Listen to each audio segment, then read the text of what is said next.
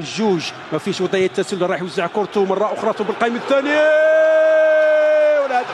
هدف مبكر لشباب قسنطينه بعد توجيعه، ويتمكن دوب في الاخير او زقرور سامي من فتح مجال التهديف في الدقيقه الثانيه، وتلتهب المدرجات. هدف مباغت سريع جدا منذ البدايه. شباب قسنطينه دخل في تفاصيل العمل الهجومي، توجيعه والهدف جاء مبكرا والهب المدرجات، مدرجات ملعب الشهيد حملاوي وانصار شباب قسنطينه. الاعاده للكره والكيفيه الجميله بدون مراقبه، كان زقرور وحده في القائم الثاني في غفله من دفاع شباب مولودية الشاوي.